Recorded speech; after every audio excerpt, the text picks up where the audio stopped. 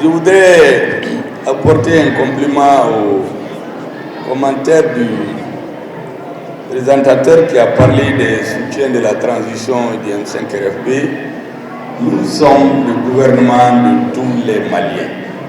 Même ceux qui disent les zones autres sont contre la transition. On est dans un système où il n'y a jamais l'unanimité. Donc nous parlons au nom de tout le monde. Quelle que soit son opinion, beaucoup sont là, d'autres sont dehors, mais nous parlons au nom des Maliens. Mesdames et messieurs les membres du gouvernement,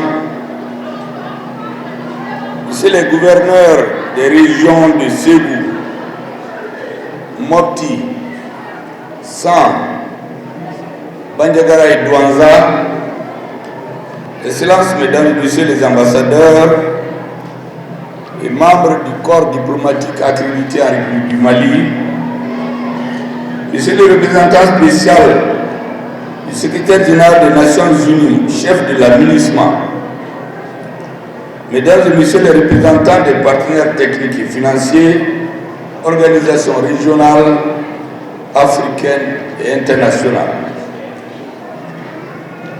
Madame la chef du bureau OCHA, Mali, coordinateur de toutes les actions humanitaires en République du Mali, Monsieur les préfets et les sous-préfets, Monsieur le président des conseils régionaux, Monsieur le président des conseils des cercles, Mesdames et Messieurs les maires, Mesdames et Messieurs les représentants de la société civile, la société privée, du secteur privé, de tous les animateurs de cette région et particulièrement des légitimités traditionnelles et religieuses, Mesdames et Messieurs les représentants des forces armées et de sécurité, dont tous les Maliens sont fiers aujourd'hui. J'ai dit souvent aux militaires que notre armée nous a restitué non seulement notre souveraineté, mais elle a restitué la confiance des Maliens. Vous savez, il y a quelques années, être militaire, beaucoup ne voulaient pas. Aujourd'hui, beaucoup veulent être des militaires parce qu'ils sont fiers de porter la tenue militaire. Hommage donc à nos forces armées et de sécurité. Chers compatriotes, mesdames et messieurs, permettez-moi tout d'abord de m'incliner devant la mémoire de toutes les victimes, je dis bien toutes les victimes, civiles et militaires, maliennes comme étrangères, tombées pour la cause du Mali depuis le déclenchement en 2012 de la crise multidimensionnelle qui affecte notre pays. Je saisis cette occasion pour réitérer les condoléances du colonel Assimi Goïta, président de la transition, chef de l'État et du peuple malien tout entier, et de tout le gouvernement aux familles endeuillées des récentes attaques terroristes à Canis Bonzo et souhaiter prompt rétablissement aux blessés. Pour toutes les victimes, je vous prie d'observer une minute de silence, mesdames et messieurs.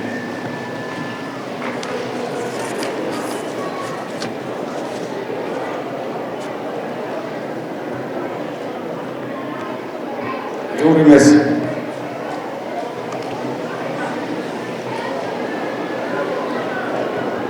Mesdames et messieurs, honorables invités, je tiens particulièrement à remercier l'ensemble des participants qui ont bien voulu rehausser de leur présence, par leur présence l'éclat de la présente cérémonie. J'adresse une mention spéciale aux braves populations des régions de Ségou, Mopti, San, Douanza, Bandiagara, pour leur grande mobilisation ainsi qu'à tous nos partenaires techniques et financiers pour leur amitié, leur soutien et leur accompagnement. Je suis très honoré de prendre la parole devant vous ce matin dans le cadre de la cérémonie de lancement officiel de la stratégie de stabilisation des régions du centre et de son plan d'action 2022-2024.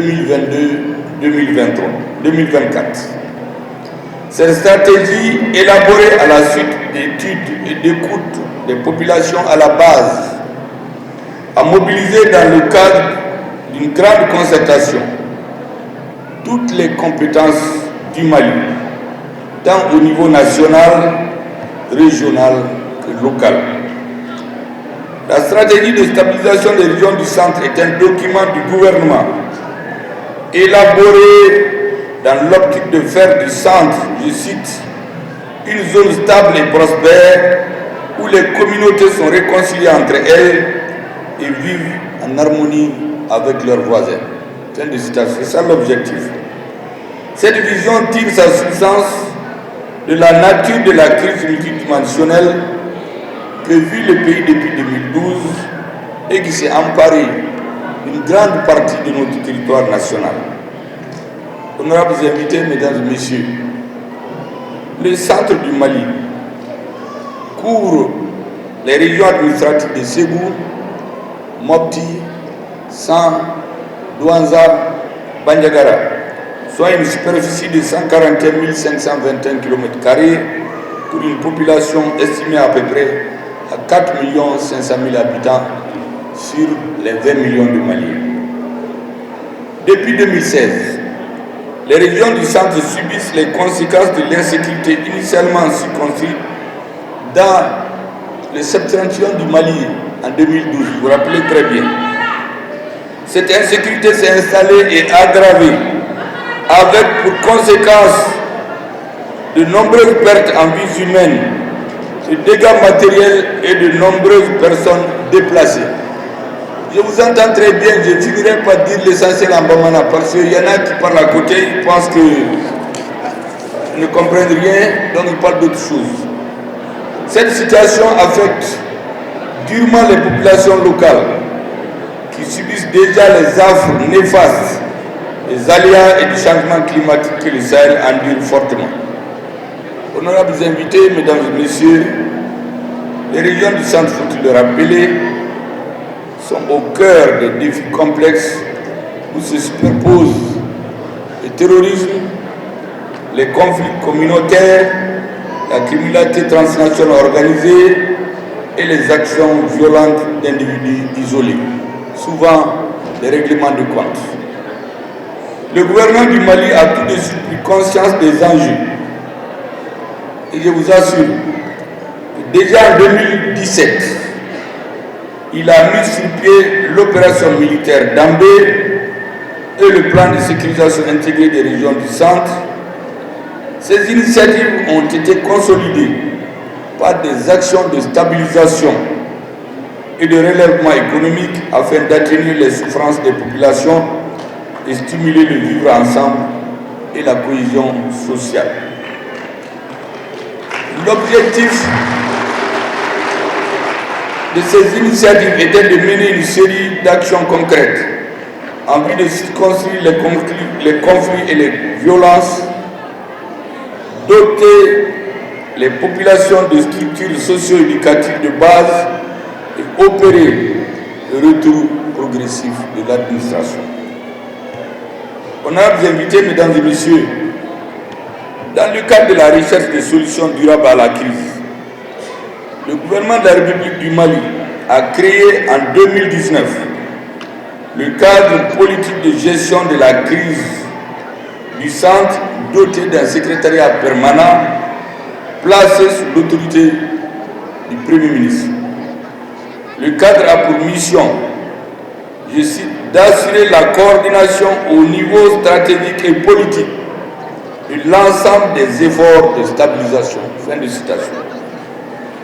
Le président de la transition, son Excellence le colonel Assimi Goïta, a déclaré le 7 juin 2021, le jour même de son investiture, dans un discours, je cite, « Aujourd'hui, nous avons une responsabilité historique, celle de transcender nos divergences sécuriser notre pays, pour préserver son intégrité territoriale et pour créer les conditions de développement économique nous permettant d'offrir un avenir à notre postérité. Fin de citation. Je connais la Sécurité le disait, je précise, le 7 juin 2021, lors de son investiture. Le gouvernement que j'ai l'honneur de diriger a présenté le 2 août devant le Conseil national de transition, dont je salue les membres ici présents fortement, sous la haute direction du colonel Malik Diao, le plan d'action du gouvernement qui a été massivement approuvé, dans lequel il est clairement indiqué que le renforcement de la sécurité sur l'ensemble du territoire national constitue le premier des 4 axes du dit plan. Honorables invités, mesdames et messieurs, le gouvernement a adopté la stratégie de stabilisation des régions du centre et son plan d'action 2022-2024 lors de la session du Conseil des ministres du 15 juin 2022. La stratégie de stabilisation du centre et son plan d'action ont été approuvés par décret du président de la transition du 9 septembre 2022. Ces documents font donc partie de l'arsenal législatif et réglementaire qui guide l'action gouvernementale. Cette stratégie, selon le chef de l'État, je cite encore, vise à faire du centre une zone stable de prospérité où les communautés sont réconciliées entre elles et vivent en harmonie avec leurs voisins. Fin de citation. Avant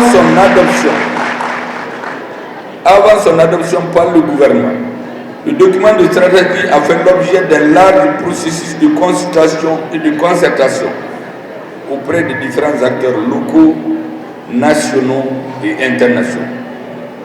La stratégie de stabilisation des régions du centre est bâtie autour de 4 axes stratégiques qui sont 1. Le rétablissement de la paix, de la sécurité et de la cohésion sociale. 2.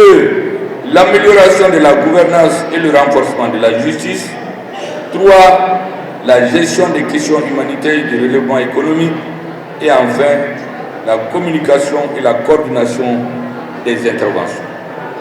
La stratégie présente des avantages, notamment la bonne compréhension des besoins et des priorités des régions du centre, la coordination de l'ensemble des interventions de stabilisation en faveur des régions du centre, l'accroissement des possibilités de financement des actions du plan d'action de stratégie de stabilisation du centre. Les solutions proposées, mesdames et messieurs, dans la stratégie consistent à sécuriser les personnes et les biens et renforcer la cohésion sociale et la confiance entre les acteurs. Appuyer le retour des représentants de l'État et des élus et renforcer leurs capacités. Utiliser les mécanismes de justice transitionnelle pour lutter contre l'impunité. Utiliser les mécanismes endogènes de prévention et de gestion de conflits inter- et intracommunautaires. Renforcer les actions humanitaires et promouvoir le relèvement économique. Et enfin, assurer une bonne communication de la stratégie de son plan d'action et faciliter la coordination au niveau régional. J'ai bien entendu que le représentant des partenaires économiques et financiers a insisté sur la nécessité d'une bonne distribution de la justice. Ce n'est pas tombé dans l'oreille d'un sourd. Mesdames et messieurs, honorables invités, le coût de ce plan est apparemment très élevé, près de 1000 milliards de francs CFA en 2022 et 2024. Mais si vous comparez ça au tort que l'insécurité porte au pays, c'est sans commune mesure. Le gouvernement prend l'engagement, ici, de veiller à la mise en œuvre de la stratégie de stabilisation des régions du centre et de son plan d'action. Et c'est pourquoi j'invite les chefs de département ministériels, ceux qui sont là, ceux qui nous écoutent, chacun en ce qui le concerne, de s'investir davantage pour la mise en œuvre du plan d'action. d'ores et déjà,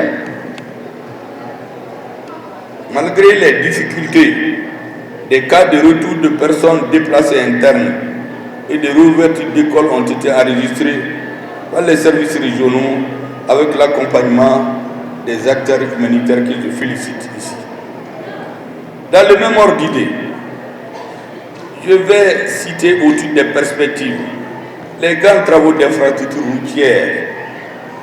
Ci-après, la construction de la route Gao-Sévaré, du tronçon Sévaré-Boré, la réhabilitation du tronçon Douanza-Ombori-Gao de la route nationale RS16, la construction et le bitumage de la route Koro-Douanza-Tombouctou, la construction et le bitumage de la route Massina-Diafarabi.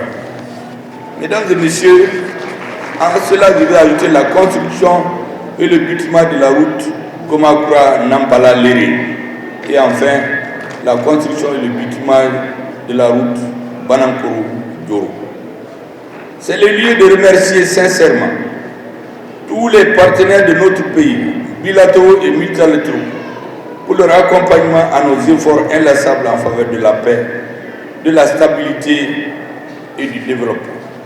Je voudrais ici particulièrement, à l'occasion de ce lancement, saluer les humanitaires pour avoir appuyé cette visite comme elles pouvaient, pas de vivres et non-vivres, 10 tonnes de vivres, 46 couvertures, 47 moustiquaires, 24 kits de cuisine, 24 lampes, 115 jerrycans et 100 seaux et 100 nattes, 180 kits watts, 4 cartons d'Akota, 250 moustiquaires, 260 balles de nattes, une vingtaine de décortiqueuses pour la production, 50 kits alimentaires, 120 kits d'élèves et 6 kits d'enseignants. Ça paraît symbolique et ça montre leur intention. Je crois que les partenaires aujourd'hui sont dans de très bonnes dispositions. Ces intrants seront bien sûr mis à la disposition des populations concernées, seront les produits habituels des humanitaires, en association bien entendu avec le gouverneur, les gouverneurs et le secrétaire permanent du cadre. Parce qu'on vient de vous le dire dans son discours, l'État veut suivre tout ce qui se fait sur son territoire.